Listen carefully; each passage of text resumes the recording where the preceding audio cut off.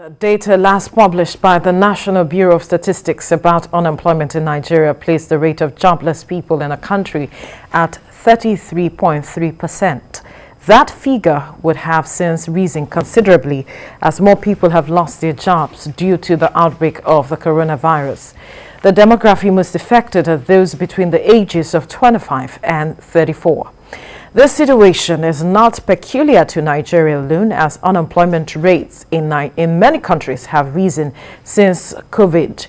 Latest report by Bloomberg addressing unemployment in Africa reveals that South Africa has the highest number of unemployed people on the continent, with an unemployment rate of 34.4%. South Africa is closely followed by Namibia at 33.4%. And then Nigeria falls in third place with 33.3%. Well, joining me now for more on this is the president and founder, YouthUp Global, Dr. Faith Nwaobia. Good morning. Thank you for joining us. Good morning. Now, it's curious for me to see that the figure most affected are the ages between 25 and 34, the youth population. Exactly. And I'm wondering what the key drivers are that this age, which a lot of persons would think that are employable. Yeah. At that period, you know, they have all the energy and one feels they should be employed, are the ones that are not finding employment. What are the issues? That worries me too. Right. And thank you for having me. Yes. Yes, you can understand that this is something that is very disturbing for the fact that the very active population, the very people that should have, that should be working, that should be out there ensuring that we'll be able to get value are not engaged. And that is also why the problem of unemployment rate keeps increasing. Right. The unemployment rate that you just highlighted, the 33.3%, that you just mentioned, that is also, it's not like there is anything that that we've seen actually that is being done, or strategies that are being made in place to solve these problems or to address these issues. So you now discover that if nothing is done, this rate that you've just mentioned now will keep increasing. So it is disturbing and it's very worrisome that the active population, the very people that should be engaged, are not engaged, and that is something that we should be all concerned as disturbing as you are, I'm sure as a lot of persons are, and being your field, that's why we're asking, what have you noticed are the key drivers of this issue of unemployment, especially with regards to those people who find themselves in this active population? What are those factors that are fueling unemployment? I think primary among the key drivers, the primary key thing that we need to identify is the fact that there is a skill gap, right? Right. There is the issue of skill gap, and though we also talk about, you know, we talk about unemployment, but the major issue is actually underemployment. Okay. That's another wing that we should also look at it from, because many people say, okay, we're talking about unemployment, but there are a whole lot of people that are miserably employed. Now, you have about 450 million young people between the age of 25 and then 34. And then this very band, 1/3 of them are miserably employed, meaning even though they're employed, not gainfully employed. Right. Okay, so they get major salaries, and then they are not. It's not able to put them out of the poverty line. So I think one of the key drivers that I've seen that is creating the problem of unemployment across Africa is the fact that we have a gap between what is being taught and what is being seen in the real world. Our educational system needs to be revamped, right? There is a missing link. So you find a situation whereby people go to school and they are not employment ready. That is that skill gap that we're mentioning, and the fact that we have been bringing young people to the fact that it's just about going to get a job. So we need to also have another rethink. And that is also part of the programs that we have coming in through the YouthUp global platform, which I'm sure that in the course of our discussion we'll mention them. Now, this aspect of skills gap, let me just quickly reel out data I got, which showed that in 2008, between 2008 and 2012, most of the youth who were unemployed did not finish primary school. Yes. They did not finish primary school. Yes. And so it's even beyond those that finished school. Exactly. Now, can we really call that skill gap as well? That is also why we need to emphasize on apprenticeship program. That is also why we need to look at skill transfer system. Before the Western education came in, we have a lot of credit, good credit that will give the Western education. Because Western education came in and took us away from the skill transfer system that Africa practiced. Right. Where if you're a carpenter, you become a carpenter. If your mother is a seamstress, you become a seamstress. Right. So we had a system that was working. But at the time these guys came, and then we were trying to fill in the admin work. So we were trying to go look for job. So we now started selling ourselves to for employment. So we now drifted from actual skill, and then started the idea of certificate came up. So it was just about going to gain a certificate. So people that were not actually meant to go do degree, because not everybody actually will go and do research and do degree. There are people that, of course, we had a lovely system, 6334, which was supposed to graduate people to different angle. Yes. So you can either choose to come through the technical side, or you can decide to go through the university route. So whichever way you go. And then we had that system working. At the time we drifted. Everybody now was a person of, okay, I'm in the university. So polytechnics and technical education, nobody was keen about making sure that they are also at par. Okay, so gradually we now saw that missing link. So I'm thinking that this particular statistics or this particular figure that you're mentioning, where many people did not even finish primary school, you see that motivation is no longer there. What have people derived even after going to school, university? So because initially, when we were all starting at the beginning in the 1960s, 1950s, you would discover that the statistics show that people, as an evidence, will also show that people were, even while you were in school, companies will go hunting for those people while in school. Right. So what has changed? What has changed is that the number of available opportunities is now less than the number of people coming out. Every year in Africa, we have 11 million joining the labor market. Only 3.7 million jobs are generated in Africa. And in this space, the 20% jobs are within the formal sector. The informal sector controls the 80%. Then you ask me, what is happening in the informal sector? No attention is given to that sector. So everybody is keen about the formal. But then it is the informal that is actually carrying Africa when it comes to the young base. And then if you look at it, that is why something needs to be done to bring the informal system or sector into the mainstream and make it attractive for young people. So that's the only way we can come out of this problem of bringing the informal sector into the mainstream. Yes, so that young people can feel that there is something good in it. Dignity. Exactly, because in Germany, that's why I envy them. If we can get the model of German system, where the apprenticeship system, of course, you can go through that route. You can decide to run through the apprenticeship system in German system, and you also paid handsomely as much as even if you had a PhD. So nobody is going to look at you that, oh, you are just a mechanic. You're a mechanic with dignity. So we should begin to celebrate such procedure here, or such processes here, where even with you as a mechanic, you can have your shoulders high and be proud that, okay, this is what I'm doing for a living. Not that you are hiding, not that you are not able to, or no, you're not given that acceptance, right? So it is now, we are now supposed to go through it is now skill over certificate that we should be preaching, because too many certificates, and that is what is bringing degree inflation or certificate inflation, where you have a degree, the next thing you want to do is to get a master's degree, or you want to go and do a PhD. You are not doing them because that is what people are demanding. Yeah, because that is what people are demanding. But because of the fact that we have lost the ground of that skill value, the idea of encouraging people to go after skill. But good thing, the table is turning. Things are changing.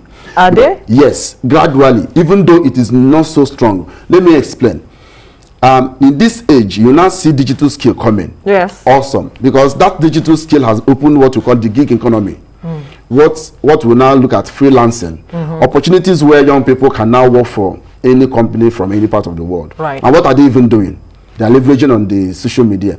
Most of them, they can even design graphics for companies. They can launch websites right at the comfort of their homes. Right. So those things are skills.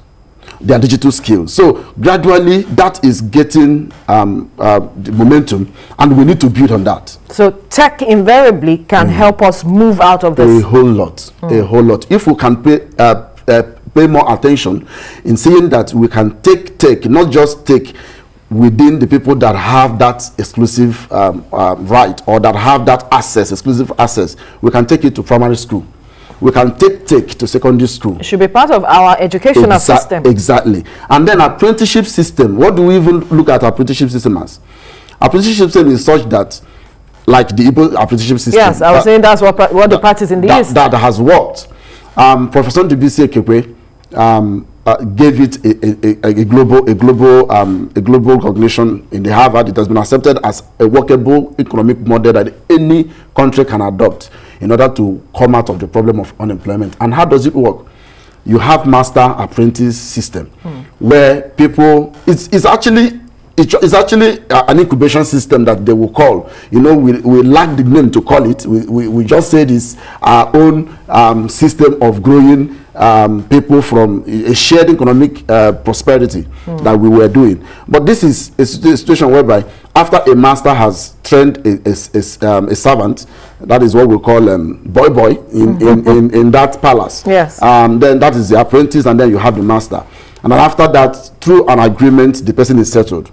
So what we want to do, and that's also coming to what we are doing in the YouthUp Global, and a program we have coming in October 1st, which where we're doing an Innovate Africa project. We call it Innovate Africa, because we discovered that the only way out is to innovate on the things that we have already. Not that there are no ideas or there are no policies. Because I was going to go there. The government has come up with different intervention programs. Yes. To try to engage this same active population, and we still see the numbers rising.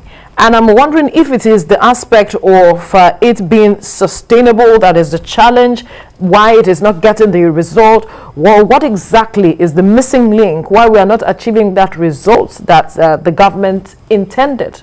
The problem is that these policies are done by people who do not understand. They are being executed by people who do not feel the pain. Okay. Yeah, so you cannot be a Catholic more than the Pope, right? The youth, they understand their pain point. For instance, I'm a young person, and I understand what it means. I've gone through the process of looking for job, and then the whole idea of earning very peanut salaries and all that, and then to a point where you know that, okay, you are earning something decent, or that you're doing something. So I think that the execution is key. It's not the policy. Use the young people to carry out this project. Really, that would be put a spinner to everything. That is it. Let it get to the hands of the people that you are really interested. Not to sit in a hotel and set up a committee and say we have executed this project. No, it doesn't get to the real people. So what I'm thinking is that government should come down and say, okay, we want to carry out this project. We want to execute this project. We are looking for young youth organizations that will be able to carry out this, and then let us know how many of you, how many are you, and then we need to. I want to touch 1,000 or 2,000 or so. Let us have the data, and then let's work. Right. This is what we want to do.